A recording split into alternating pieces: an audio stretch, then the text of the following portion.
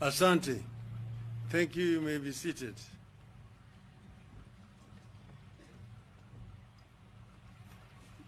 The members of the SMEs in our country, hamjambo. Hamjambo tena. I want to begin by apologizing that you've taken much longer than we anticipated to come here. And I have another engagement which is starting shortly. That's the reason why we may not have sufficient time. But I want you to look at this as work in progress, that I'm available and that I will have another opportunity to talk longer with you people. I want to say that the contribution of SMEs to the growth and development of Kenyan economy is well known and not disputed. You are part and parcel of the evolution of our society, where we are empowering our people to be able to meaningfully participate in our economy. Small and medium-sized enterprises represent 98% of all businesses in our country today. More than 80% of Kenya's working population rely on SMEs for income. SMEs contributed an estimated 34% of the country's gross domestic product in the year 2016. SMEs generate 80% of new jobs annually.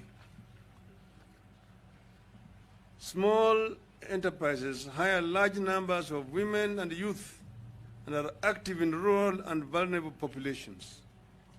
As a result, they encourage economic inclusion, empowerment, while reducing employment. I am mentioning those figures basically to show the importance that I myself attach to this sector.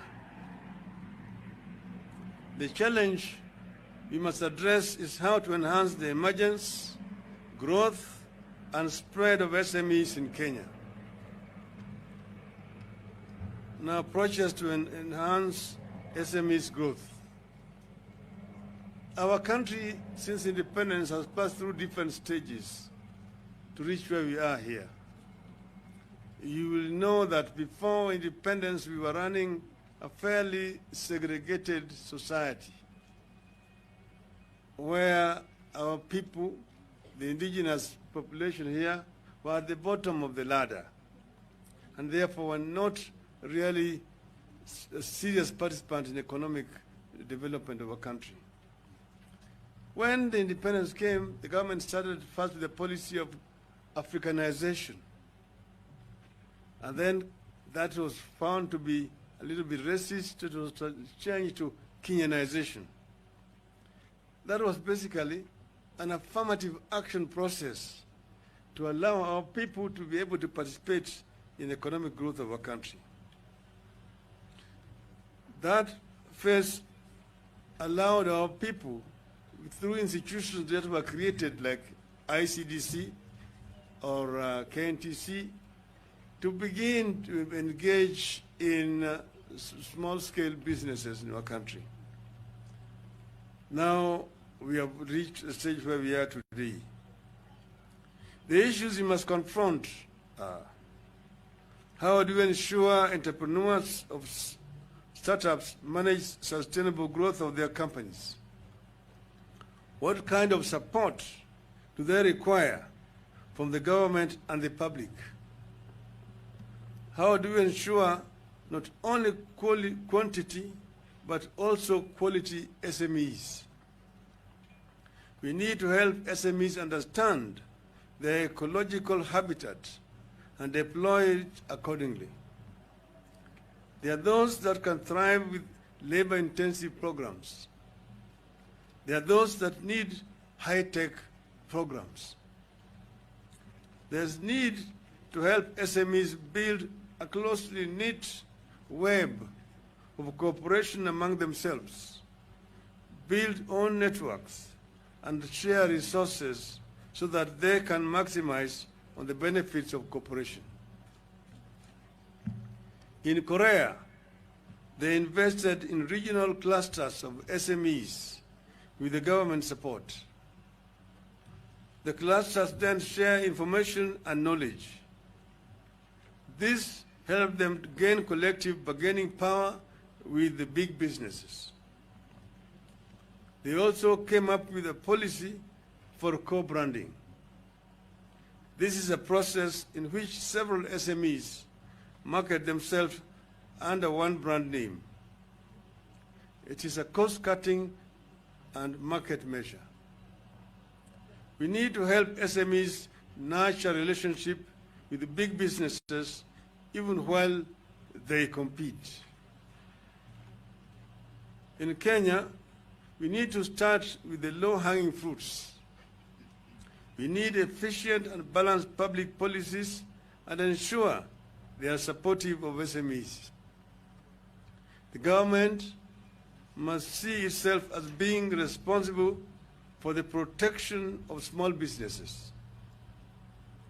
We need clear legislation that provide clarity on level and nature of government support and protection of SMEs. We need clear policies to ensure financial support and fair competition for SMEs. We need to enforce legislation on the local content for public projects. We must establish and enforce Buy Kenya, Build Kenya policies in the public procurement, research and development support. We need to establish funds whose sole purpose is to lend money to SMEs. Some countries have government-funded and run small and medium industry banks that provide money to SMEs at low interest rates. We need that here. And I'm happy to hear from the peers that the government is taking over some burdens and risks in this regard, but this needs to be properly institutionalized. SMEs need tax breaks and special tax credits, especially when the operations involve procurement of commodities from external markets. We need clear anti-monopoly and competition policies. We need to ensure big businesses do not monopolize domestic markets and that SMEs have sound protection from foreigners. And here, indeed, we need to be clear. We are not trying to say that SMEs should kill local manufacturing. Far from it. We say that there is space for the existence of SMEs and local manufacturing. And the SME is basically a starting point that eventually now develops to become also manufacturers in local markets. This is the way it has happened in other countries, and that's why SMEs are playing an important role. We must help SMEs that want to go regional to do so. And here, as you know, we have the East African Community Market. This is our biggest market, and I know that our SMEs themselves are very active in exploiting this market.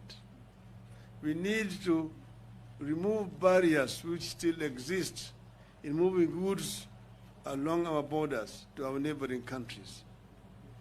This will create a much bigger market for our SMEs. All government ministries need to have programs and provisions for support of SMEs by law. Development of SME parks. Increased access to funding in the agriculture sector, especially for SMEs in agriculture value chains. public-private partnership in enhancing access to infrastructure through the investment in energy, water, and information and communications technology.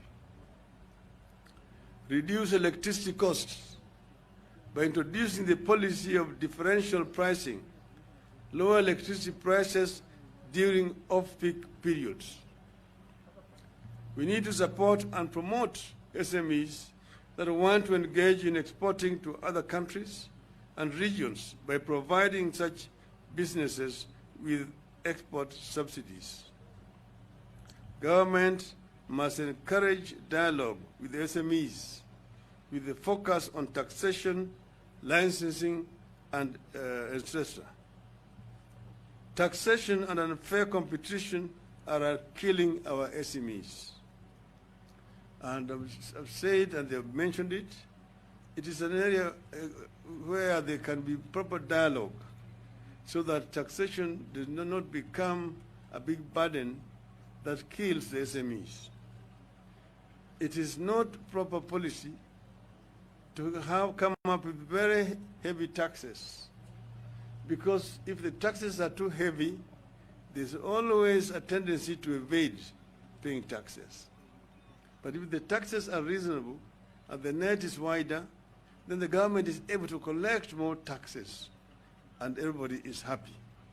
This is where we want to go.